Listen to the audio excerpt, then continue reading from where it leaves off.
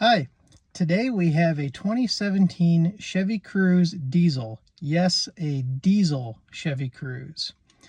And we have a check engine light, so we're going to investigate it and see what the problem is. So to begin, we must first start the vehicle. Push button start. Like I said, we have a 2017 Chevy Cruze Diesel with 114,759 original miles. And we have a check engine light. So what we're going to do is we're going to take our handy dandy Blue Driver OBD port tool and check it ourselves using the app on our phone. This way we don't have to pay a mechanic or trust some minimum wage kid at AutoZone who doesn't know what they're doing. So we got our tool plugged in, and right now it's analyzing and trying to connect. So I'm going to do a screen record and we'll see what we got.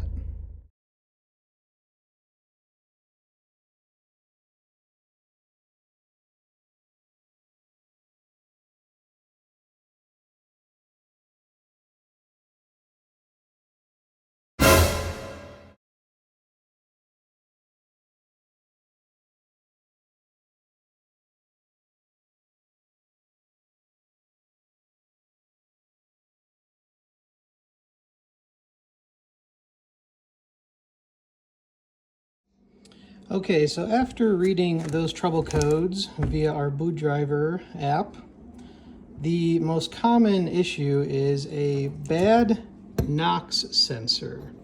Now this is a nitrogen oxygen sensor for diesel vehicles, basically an oxygen sensor. But because it's a diesel vehicle, of course, it's a much more expensive oxygen sensor. And we're going to be using a genuine GM part. Here's the part number for one NOx sensor. Now, I got this off of rockauto.com for only $200 plus shipping. I called around to the Chevy dealer because this is a special part and no regular mechanic has it. So that's why I got it off Rock Auto, because they got everything. But the Chevy dealer wanted $800 to change this part. Now, it is in a pain in the ass spot, but I'm not paying $800 to have someone change it. So I'm going to do it the hard way. Buy the part for $200 myself. Buy a oxygen sensor socket adapter. And my latest addition to the team,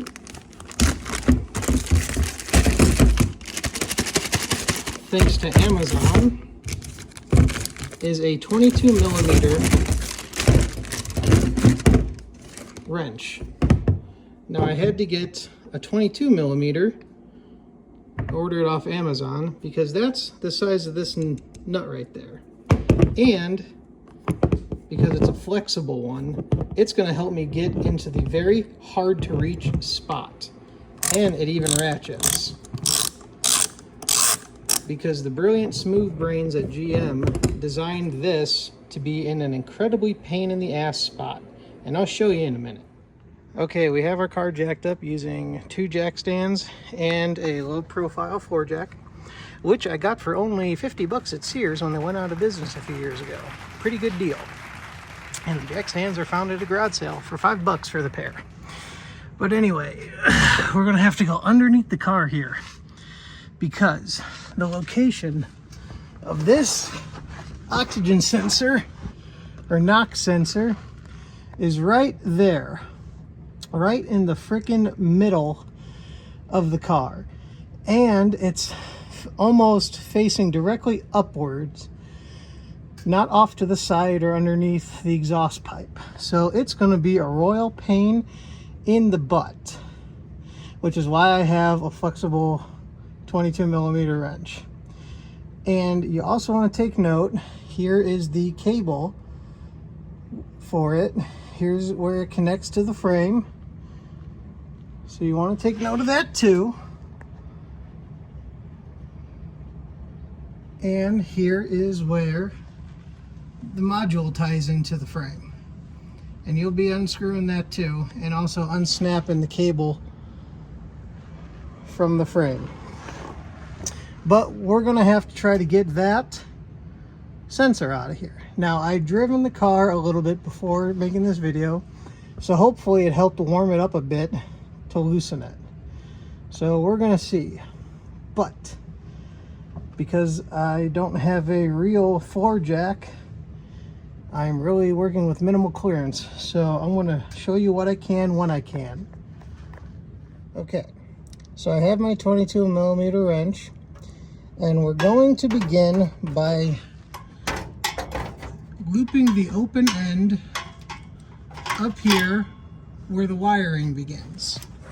Now that'll allow it to slide down onto the sensor, and we just got to line it up just like that.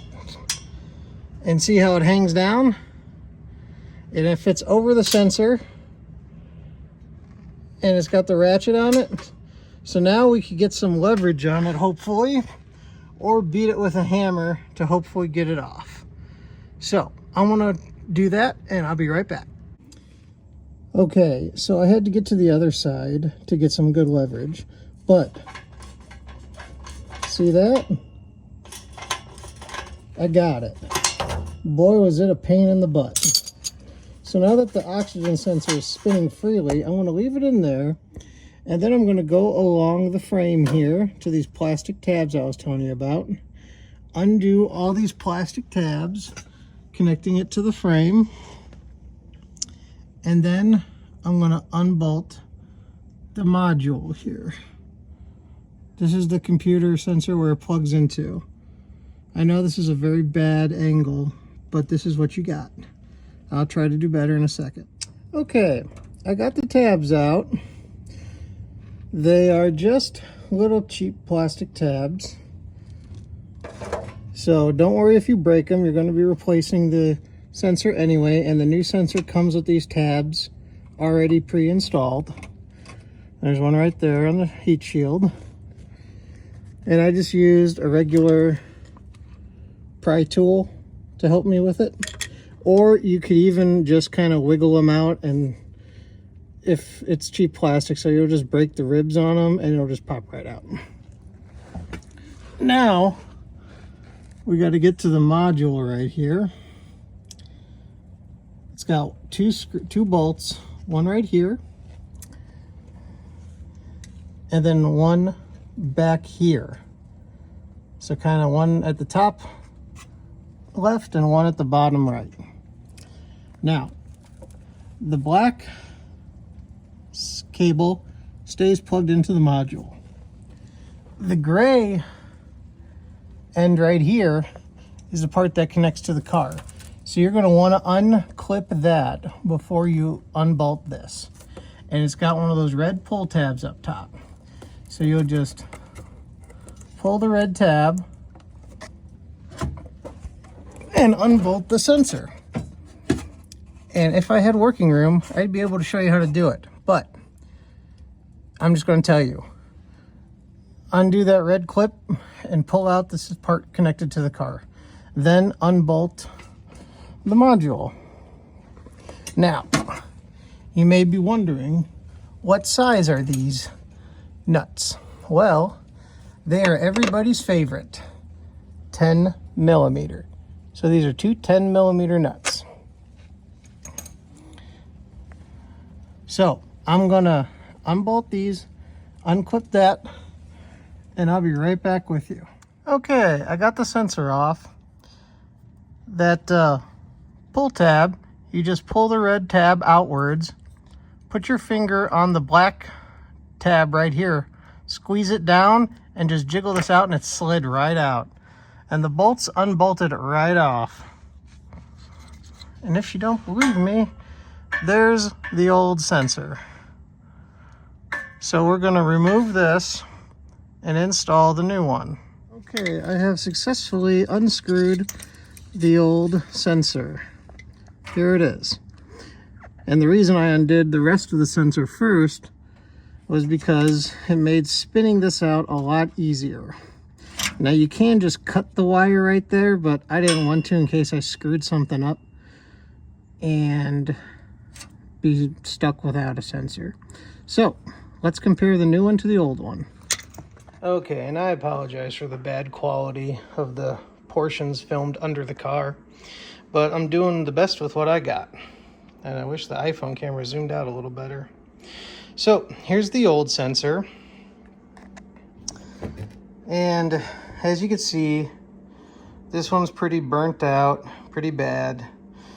You may see some videos about people saying how you could clean these or repair these. No, you can't. That's just a lie. Because there's like pieces inside here that once they wear away and break, these are just garbage. So don't believe the ones where they say you could soak it in Dawn dish soap and fix it. That's a bunch of BS. Now here's the new sensor. Now, like I said, those tabs we pulled out, those plastic tabs, already come pre-installed along the length of the part. The black tab is the same end, and the gray ends are the same. Now, you really want to just always double check, compare the two parts, make sure they're the same size, everything is in the same location, so you know it's going to go back in its place. And here's the brand new end. Now, it comes with a thread guard on here, and it even comes with a little pipe dope to help seal it. I'm sure they say, oh, this is anti-seize, but you know, once this thing gets hot and cold for so long, this thing's gonna freaking seize up no matter what. So that's more probably just thread sealant to hopefully help keep the exhaust fumes inside the pipe so the sensor can get an accurate reading and the computer on the car can do its thing. So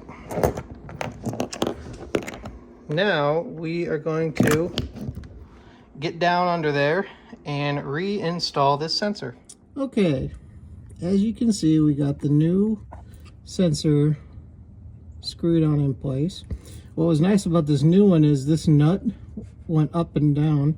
It wasn't attached to the sensor, so it was a lot easier just to screw it down and tighten it down there with my open-ended wrench. Now, I'm sure there's a torque spec for this. I don't know it. I'm not torquing it to spec.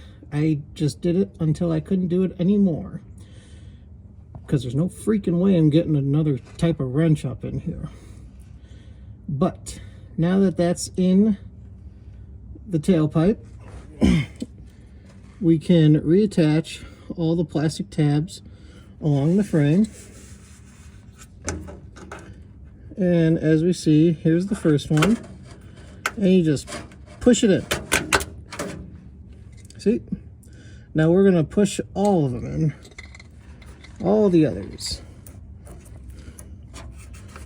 wherever they are. Here's the hole. So just stick it in there and press. And now they're in there. Then we have our third one. Found the hole. Didn't even have to put any hair on it. And now we have our last tab going into the heat shield. Sorry about that, I pressed the button on the side of the phone.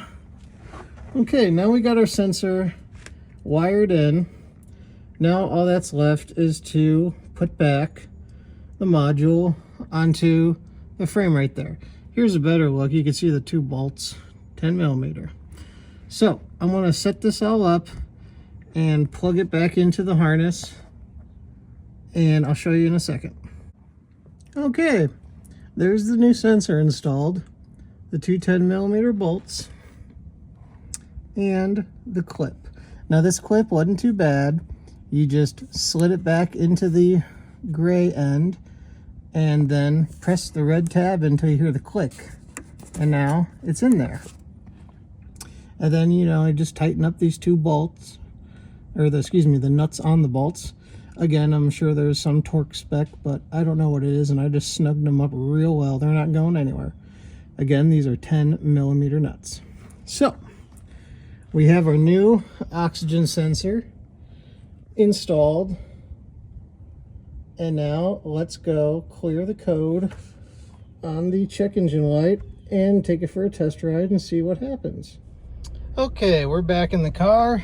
We got our blue driver plugged in to clear the code. Engine light's still on, and as you see, it rained while I was working, so the bottom half of me is wet. So I'm going to do a screen share right now, and we're going to clear that code.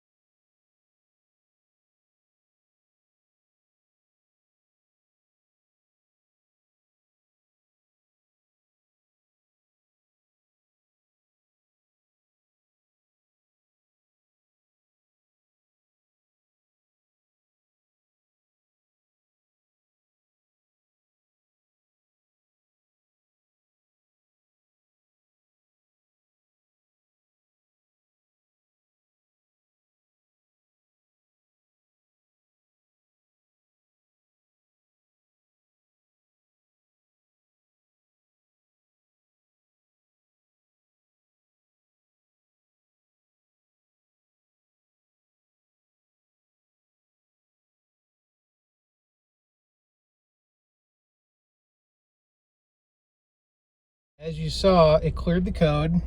As of right now, the check engine light is off. And I submitted how I fixed the issue. So now I want to take this for a test drive, and we'll see how it does. Obviously, I'm probably not going to drive long enough for anything to trip. I'm just going to take it around the block because it's starting to rain and I want to get inside because I'm cold. But yeah, we'll see.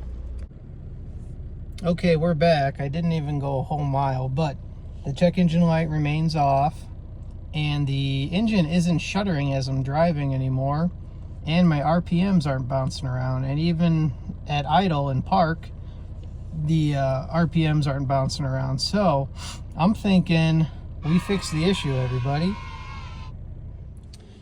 So again, this was a 2017 Chevy Cruze Diesel, and I replaced the NOx sensor, the nitrogen oxide sensor. Now, one thing I neglected to mention is this was the downstream sensor, not the upstream, the downstream sensor. And all I really used, apart from a floor jack and jack stands, was a 22mm open-ended wrench, a 10mm socket, and a pry tool. You could probably use a screwdriver, or like I said, just pull those plastic tabs out and break them. So if you want to do it yourself, change your oxygen sensor, save $600, but cause yourself some headaches, this is how you do it. Well, I hope you enjoyed the video on how to replace a 2017 Chevy Cruze Diesel downstream nitrogen oxygen sensor.